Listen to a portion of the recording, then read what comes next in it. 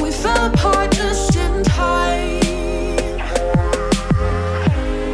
You say at least it was worth the try.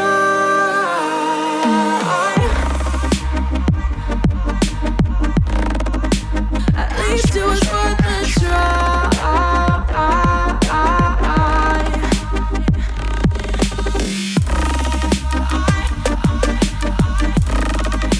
At least it was worth the try.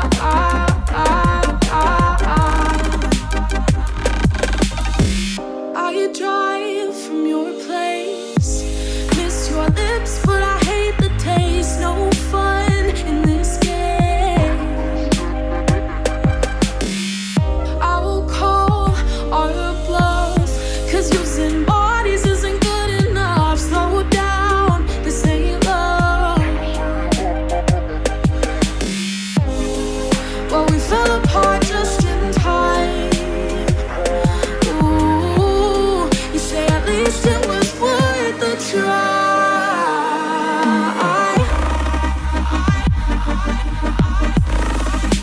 At least it was worth the try.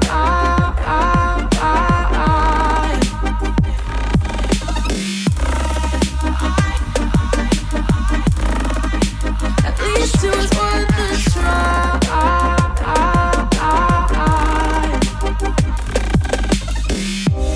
We keep playing games, can't go separate ways. Break up all the same. We keep playing games, can't go separate ways. Break up all the same. Well, we fell apart just in time. Ooh, you say at least it was worth the try.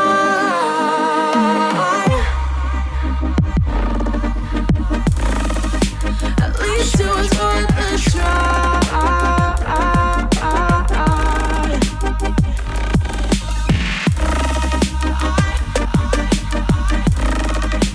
At least it was worth the try.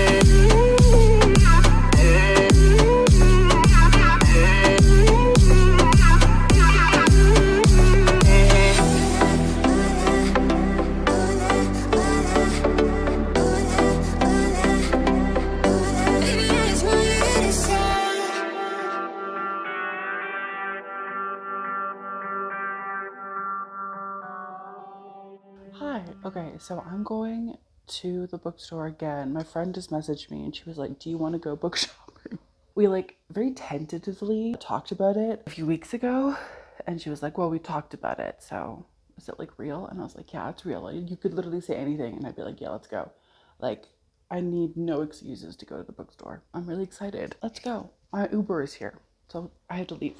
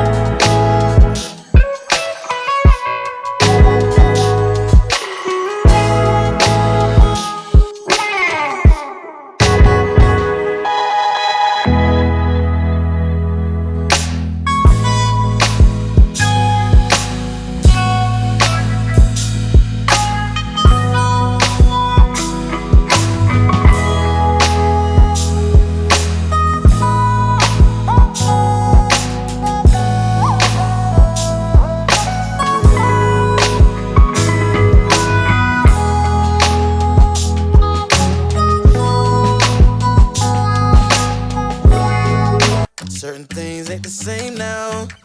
Hard to navigate these problems. I'm by myself, you're not around.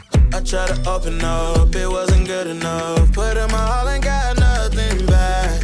Now I'm stuck in the rain, dealing with all this pain. Why you gotta do me like that? Don't say you love me, then go and leave me. It can't get ugly, trust and believe me. Saying to myself, looks so deceiving. Trying to fight back, this far from easy. I've seen your hands. Delilah, don't you know my I've seen your hands. Delilah, don't you know my heart turned cold, lost control. Looking at this beautiful distraction. Fell in love with a fatal attraction. I really let my guard down, now relaxing. Why did I open up? She taking way too much. Put in my all and got nothing back. I'm feeling so ashamed, I fell into your game. Why you gotta do me like that? Don't say you love me, then go and leave me. It can't get ugly, trust and believe me. Saying to myself, looks so deceiving. Trying to fight back, this far from easy. I've seen your hands. Delilah, don't you know my I've seen your hands.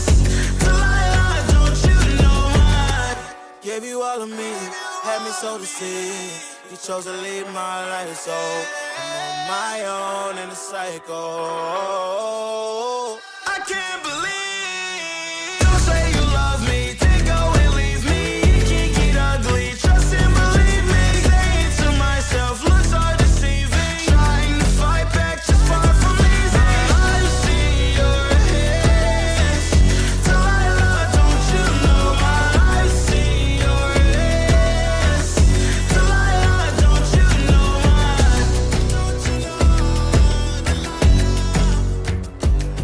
Hi, welcome back to my bookstore. So good to see you. How have you been? Oh my god, it's been so long. It literally actually has. How are you? Oh my gosh, I missed you. You look amazing. Oh, how was your Christmas? How was your Christmas? I hope you had a beautiful holiday. Hope you're going to be having a beautiful holiday with New Year's Eve coming up and everything. I don't have my worst of video filmed yet. It's probably going to be released in 2024, to be honest with you. I really wanted to film more this month and I just didn't get a chance to. So it is what it is. But I do have for you a Boxing Day book haul. I went feral. I went wild. I went a little bit crazy. I'm not even gonna lie to you, Tiffany. I went a little cuckoo banana pants, okay? I wanna show you the things that I bought because I bought a lot of things. I spent probably about $300 if I'm being honest with you. I have 2 bags plus this giant bag. So cute.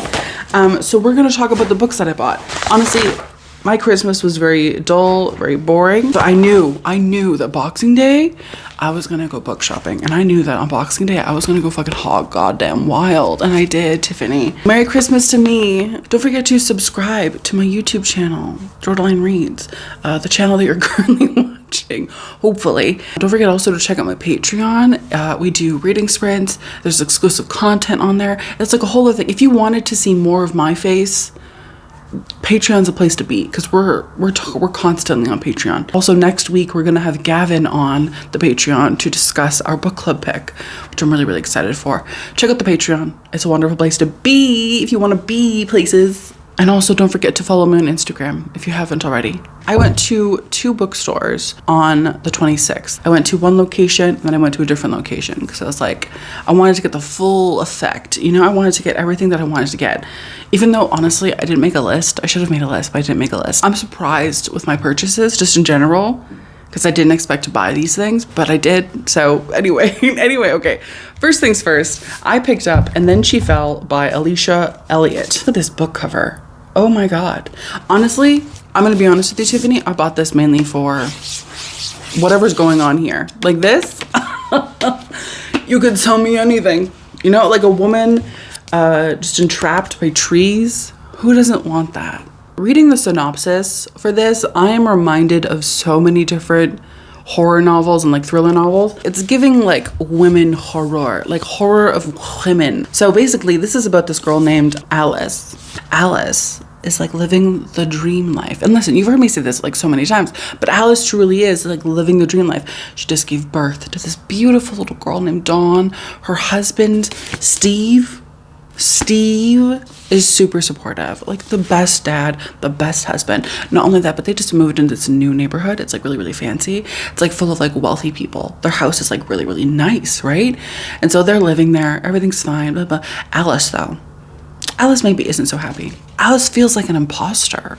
She looks around at all of her scary white people neighbors and she's like, her self-doubt hinders the one vestige of her old life she has left. Her goal of writing the modern retelling of the Hot and Sauce creation story. But she has this goal of writing this story and she can't really seem to do it because she's so hindered by so many different things. And then Alice begins to hear things, see things, talk to things that she shouldn't be able to talk to. Her neighbors, who were just seemingly weirdos, are actually becoming full-on threats. Her husband Steve is you're literally crazy, everything's fine, nothing's wrong.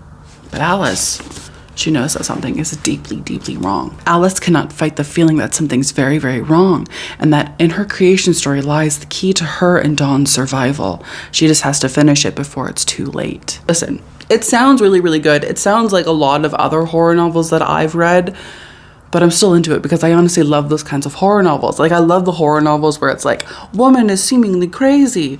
All the men tell her she's crazy, but it's actually the men who are the problem. You know what I mean? It's that kind of vibe. That's what I really like. So I'm excited to read this. This cover just, oh. And then I also picked up this book called Find Him Where You Left Him Dead. I have been looking at this book for months, okay? Why did I say it like that? This is a YA horror novel, which I know I've said, even in my last book haul video, that YA horror is absolute like it's literally disgusting, is garbage most of the time. I tend to believe that. But this time, for some reason, there was so much, there was so much like YA horror that just like caught my eye. I'm just confused by it, honestly. Like, why is there so much horror that seems good? That's YA. Suspicious. Find Him Where You Left Him Dead is about 4 people. Their names are Owen, Madeline, Emerson, and Dax. I'm sorry. Most of those are stupid names. I hate most of them. Emerson and Dax. I don't like that. Anyway, they have to reunite because they've been summoned by their friend Ian. Ian, who's a ghost. Ian, who they literally left for dead. Literally left him for dead. They like played this game all, like a few years ago, and you know, everything's like honky-dory, whatever, but then some bad shit happens and they end up ditching Ian in this like other place where he's just been stuck as a ghost. They know that they have to restart this game that doesn't really have any rules. What they do know though is that they are being transported into this otherworldly place, an eerie hellscape of Japanese underworlds, and more terrifying than even the darkest folklore. They meet the Shinigami, right, when they're in this underworld, and basically it's this old woman, and she's like, hey, just so you know, you guys have to finish these like 7 tasks, or you guys will be stuck here too with Ian.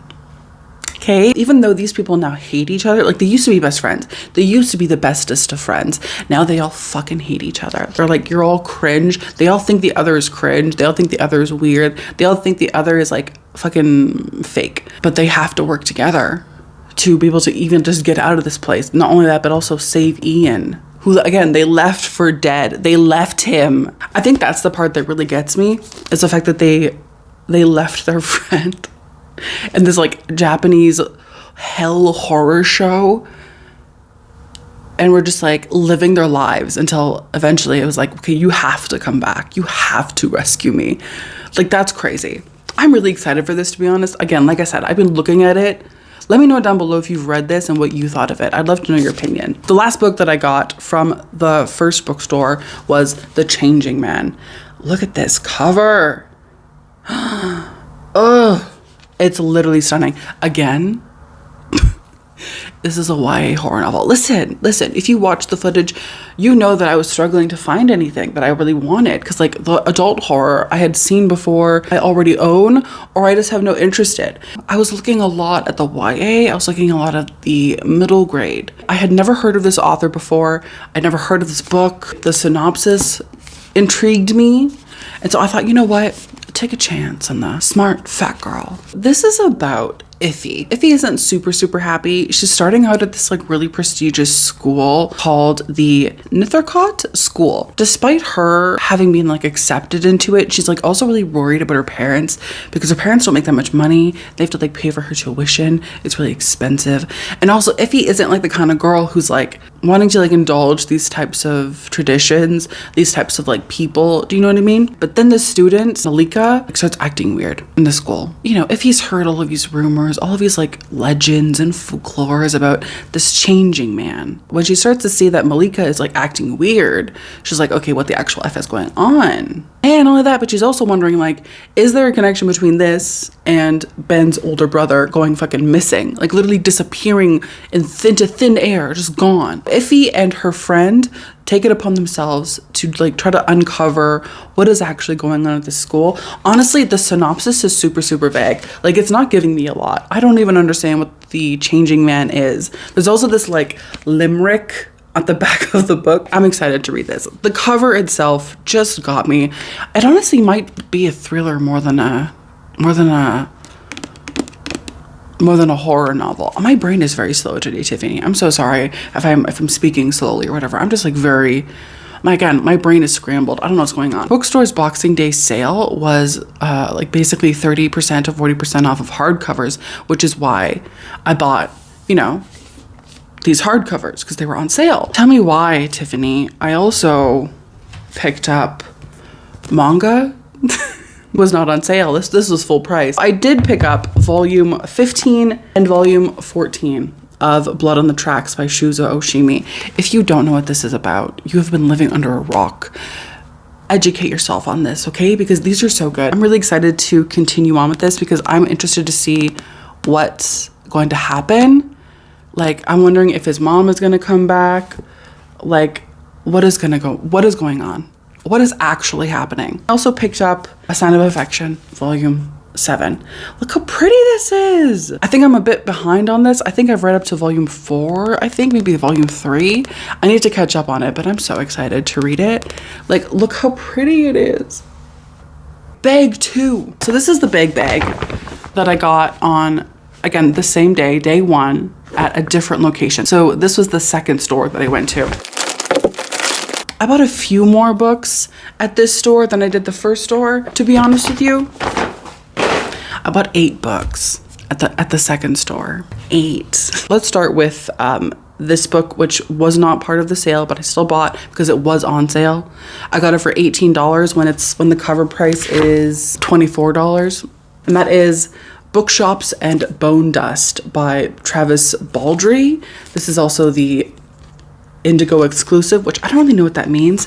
It does have these really cute little French flaps though at the front and the back, and then it also has deckled edges. This is the sequel or maybe the prequel. I think it's a prequel. Let me know if you know. I don't know. Honestly, I just really loved Legends and Lattes that I had to get this one as well, because also look at the cute, it's so cute. I could honestly just read the back of it.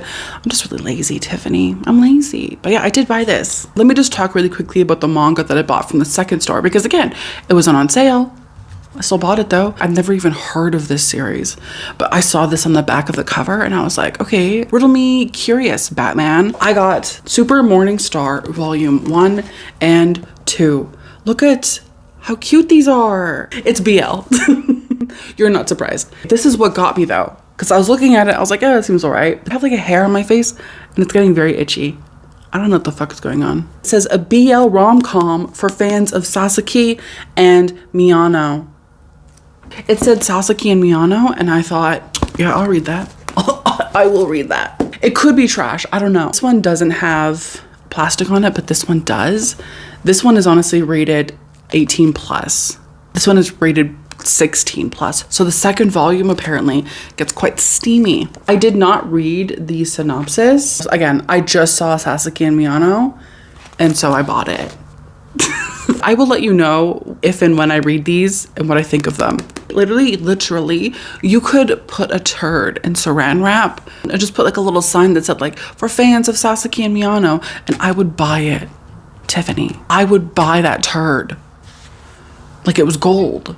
And then I would say thank you so much. I'm so excited to experience this. The rest of the books that I have are mostly middle grade. Well, I've said this before and I'll say it again. Middle grade and adult horror are like the two sweet spots. That's where it is.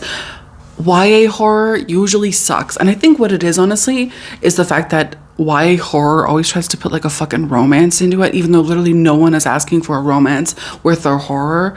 I don't know why anyone would be interested in a romance in their horror, unless you're like specifically looking for romance horror or horror romance. Nobody wants a romance. Nobody. I promise you. If you're watching this and you write YA horror, I'm promising you right fucking now. Nobody gives a flying fuck. For the horror, I did post on my Instagram like, hey, what do you think I should get? It was either between this book or The Last Girl Standing, I think. This one won on the poll, and that is She's a Haunting by Trang Thon Tran. Can I be honest? Can I be vulnerable with you, Tiffany? I don't like this cover. Like at all. It kind of gives me Uncanny Valley vibes, but I've heard people talk about this and people fucking love it, and I don't know why, Tiffany. She is a Haunting is about this girl named Jade.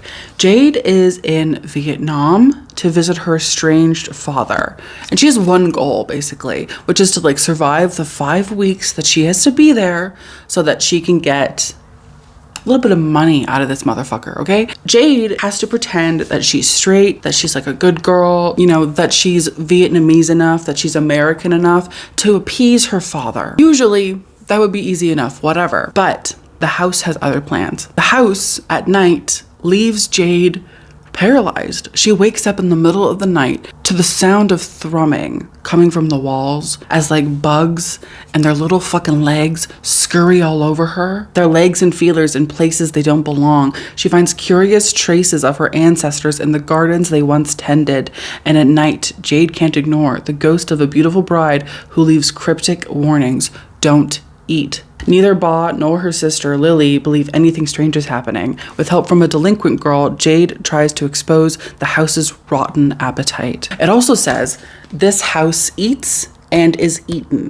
What the fuck is going on? Are the bugs eating her and then feeding into the house? How is the house feeding off of her? Why can't she eat the food? Why is nobody else seeing anything fucking weird? I'm interested to see what's going on. Let me know down below if you've read this. Let me know what you thought of it. If you think I should read it right away, let me know. I have 3 middle grade horror novels to talk to you about. I saw this book, which is called This Appearing House. And I was like, oh, that's such a cute cover, whatever. It seems haunted, it seems kind of creepy. And then I looked on the back. That's Haley Piper's goddamn name. And I was like, Haley, I'm gonna buy this simply because Haley blurbed it. And I did. And then I also picked up this author's other book, which is called Ghost Girl. This is the paperback copy. I bought the paperback because it was only $10. It was so cheap. I have $10. It was basically free. I bought these 2 books. So I bought these 2 books from the same author. First of all, Ghost Girl is about this girl named Z.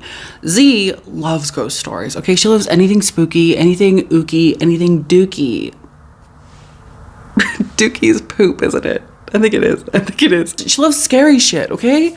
She loves creepy shit. However, Z never really expected to be like living in a scary story. That's the thing. She loves it, but she doesn't want to live it, but she is. She keeps like seeing things and hearing things. She's seeing these like big, huge, scary dogs and like ghosts and shit. And then she starts talking to her like classmates and she's like, I'm seeing all this crazy shit. And no one believes her. Nobody fucking believes her except her friend. Okay, Elijah. Elijah believes her. God bless you, Elijah. God bless you. But then this bitch, Nellie, I think her name is Nellie. She's like, oh, you suck. You're stupid. And Nellie gives her this like really cruel nickname. She calls her Ghost Girl. And so Z is like, okay, that's like really rude. I'm going through this like really traumatic thing, but you're like calling me Ghost Girl. It's just like reminding me of the fact that I can see these horrible fucking things. Like, you're so fucking rude, Nellie. Fuck you. But then it says, all 3 of them, Z, Elijah, and Nellie, will have to work together if they're going to give their ghost story a happy ending. Because everyone's like most selfish, horrible wishes start coming true. And so it's up to these 3 to like figure it out to solve the problem, even though Nellie's a fucking bitch. This looks really cute. I'm honestly excited. Also, these little chapter pieces are so cute. We have her other book, again, which is called This Appearing House. This is about this girl named Jacques, or maybe just Jack, I'm not sure. One day, she's just riding her bike or whatever. She's like in her neighborhood. There's never been anything like past a certain point on her street. You know, it's just kind of been like a field or whatever. But then one day, her and everyone else notice that there's this house. It's just like suddenly there. It's just like a house where there wasn't a house before. It used to be empty. It's a field. Now there's a house. And so Jacques is like, that's really weird. Also, something to know about Jacques, she's got cancer. And so she's hoping that like in 5 years or so, she can get her NED diagnosis, which is no evidence of disease. But with the house appearing, 2 classmates dare Jack and Hazel to enter this house. Walking through the front door is the only way in, but it's definitely not the only way out. Being in that house is honestly really weird for her because she can feel like the house wants something from her. She feels like the house was there for a reason for her. Like she thinks that there's no coincidence that this house is there on like a specific anniversary for her. There's no way that the house is there just because, you know, willy-nilly. No. Jacques is like, no, it's here for a reason, and I think it's because of me. It says it wants something from her, and she won't be able to leave until she figures out what. So creepy. I'm honestly really, really excited for these books. They sound like so much fun. I haven't read middle grade horror in so long, but I miss it. I miss it so much. And then we also have The Bell Woods Gang by Celia Krempian. Look at this. Look how pretty this cover is. Are you joking? Oh my god, it's literally stunning. If I'm being honest with you, Tiffany, I bought this mostly for the cover. It's just so pretty. I'm obsessed with how this sounds. First of all, this would be such a good autumn read. Oh my god, I'm literally angry at myself for not reading this in autumn because it sounds like it would be such a good autumnal book. But basically, this is about this place, Fall Hollow. It's so cute.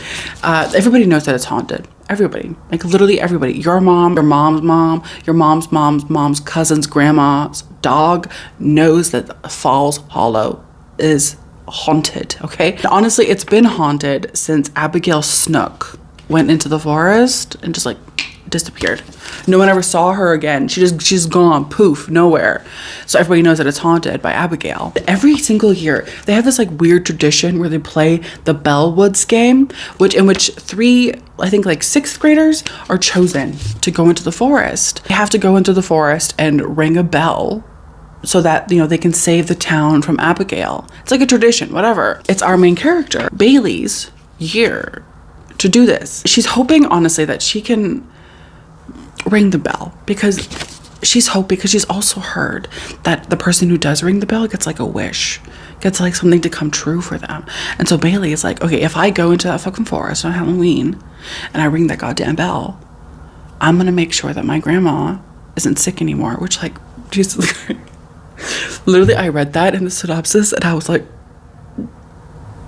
so fucking sad. So she's like, I want my grandma to be like healthy again, and then maybe also people at school won't hate me anymore.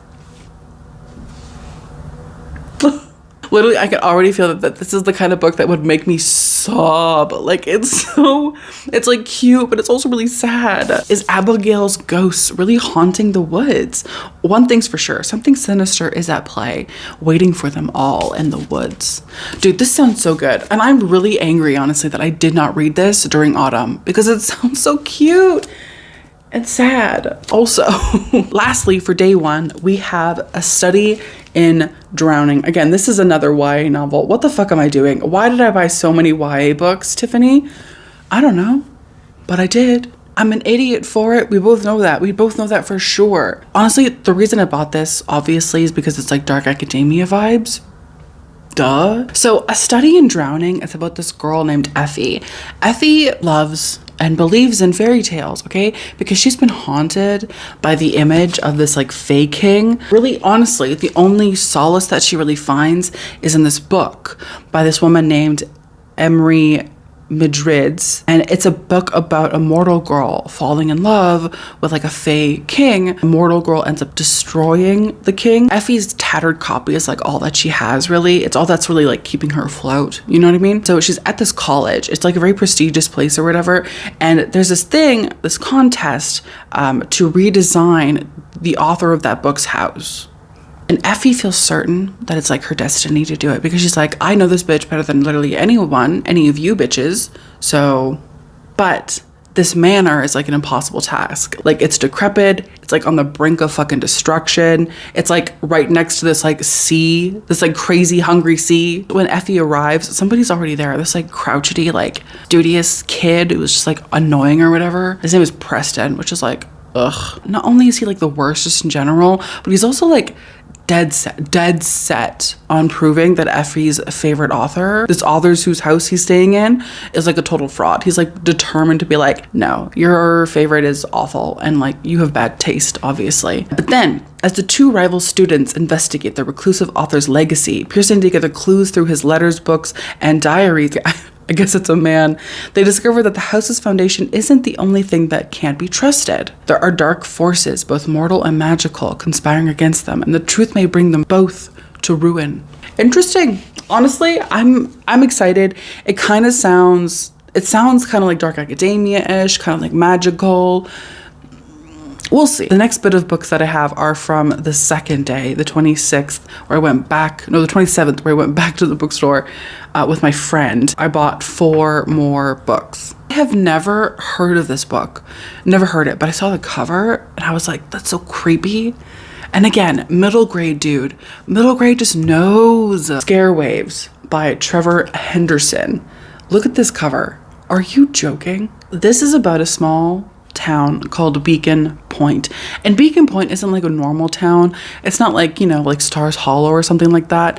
It's like plagued by creepy things. It said that people will go missing. People will just like disappear. That like weird creatures will be sighted within the town, that ghastly noises echo throughout the empty streets at night, okay? But the adults in this town are completely oblivious to it. Only the children, for some reason, are aware of what's going on. Or perhaps people just like pretend not to know, they just ignore it, you know? Ignorance is bliss kind of thing. But then over the course of several terrifying nights, a group of kids decide, you know what?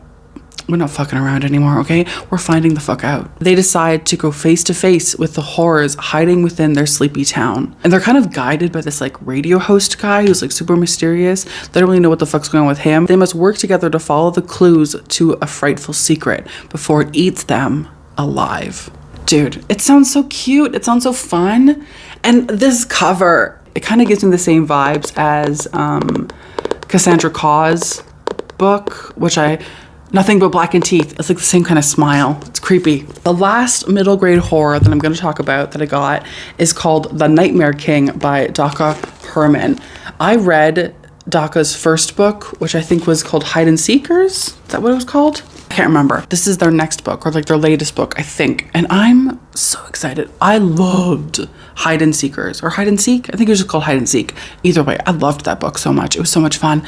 So when I saw this, I was like, holy fuck. I didn't know that the author had like another book, but she does. So, God bless. And also, this cover is just so pretty. Nightmare King is about Shane, and Shane's life completely changed after his accident.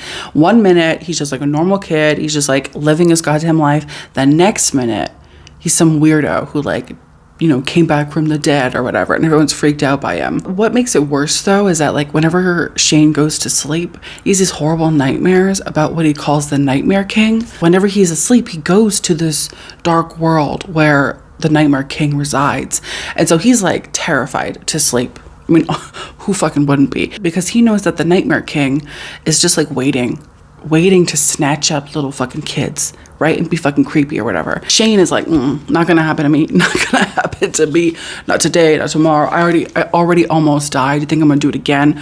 No. Shane is like, I gotta stay awake as long as possible. Because if I'm caught sleeping, the Nightmare King could get me. Despite the threat of capture by the Nightmare King, Shane can't stay awake forever. He will have to take matters into his own hands. If he gives himself over to the nightmares, can he overpower the Nightmare King? Can he hold on to the goodness within himself enough to take down this creepy motherfucker? I'm so excited to read this.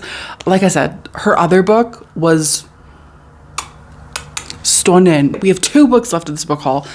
There's so many books. Oh my God. I bought so many books. Anyway, we have 2 more books. First of all, I have this book, which I think I talked about a few months ago, called I Feed Her to the Beast, and the Beast is Me. Look at this. Oh, are you joking? Are you actually look how pretty that is. Oh my God.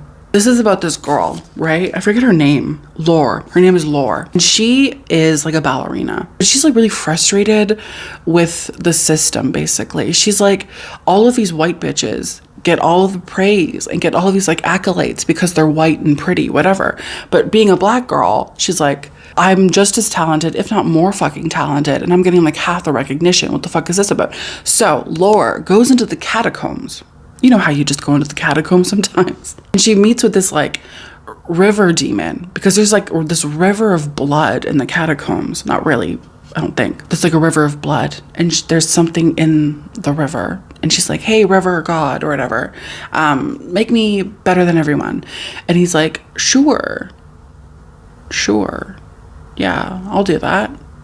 Sure. So she comes out of the catacombs and she's a new bitch. She is all of a sudden just like outperforming everyone, and nobody can ignore or deny the fact that she's like ultra talented now, right? But did she sell her soul for this? And is her soullessness, is whatever happened in the catacombs going to keep her human, or is she going to become some kind of monster? It says, as she descends into godhood and the mystifying underworld below, she is faced with the ultimate choice: continue to break herself for a world that doesn't love her back, or succumb to the darkness that wants her exactly as she is, a monstrous heart and all. That is, if a god killer doesn't catch her first. This sounds so good. The cover, the synopsis, the like villainy of it all, I'm living for it. I love it. I'm in for it completely. The last book that I picked up on my 2-day binge was a book that I've heard about, that I've seen, but I never really thought I was gonna buy it or read it. But then I saw the cover in the bookstore. I read the synopsis and I was like, okay, it sounds good. Maybe I should get it. So I did. And I got The Glutton by A.K. Blakemore. Look at this, Tiffany. Tiffany, look at this cover. Are you seeing what I'm seeing, bitch? This is gorgeous. Oh my God.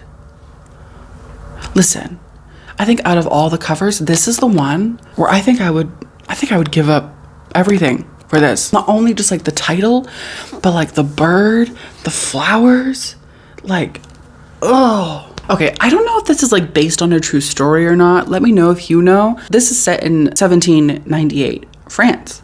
Okay, and we're like in like a little convent thing. There's like nuns and shit. Or maybe it's like a hospital and like the nuns are just the nurses. Either way, there's like nuns and stuff. And there's this nun named like Nun Perp or something. And she's like walking the halls or whatever. And people are like whispering. People are like, oh my God, did you hear about the, oh my God. Sister Perp has been tasked with caring for this guy who swallowed a golden fork. It's killing him from the inside out. This man is rumored to have like this really insatiable appetite, this like really crazy appetite where he can never eat enough. He can never eat enough. An appetite that tortures him still. But this man is like gaunt and he's like ailing and he's like dying because he ate this fork. But Sister Perp will plunge into the darkness to find out for herself. And all at once, the bewitching, terrible tale of the Great Tartare begins to unfold. And then it goes into like a little bit of his backstory. I'm not gonna read that to you though, because what really got me was the part with the fucking nun in France where he ate a fork and it's like killing him. I was like, that's crazy. That's crazy. But it also says the glutton points to a richly imagined life of Tartare, the glutton of Lion, an epic story of hunger, not only for food, but also for comfort, beauty, and belonging. It is a rollicking showcase of A.K. Blakemore's lyricism and deep compassion for characters pushed to the edges of society. Usually, I'm not like a historical fiction kind of bitch, but I could get behind this. This sounds really, really good, and I'm honestly very excited to read it. Let me know if you've read it, and let me know what you thought of it, because I would love to know. Either way, my friends, my family, my familia. Thank you so much for watching this video. Thank you so much for being here with me and talking to me and just, I don't know, being cool or whatever. I really appreciate it. I hope you're doing well. Let me know down below if you've read any of these books, what you thought of them. If you want to read any of them, I'd love to know. Let me know what you think about YA horror versus like middle grade versus adult. Do you care? Do you not care? What do you think?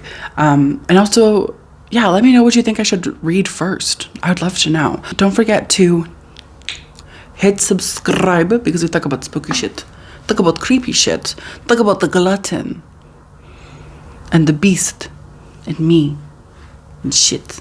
Thank you so much. I hope you have a wonderful day and I will see you in my next one, okay?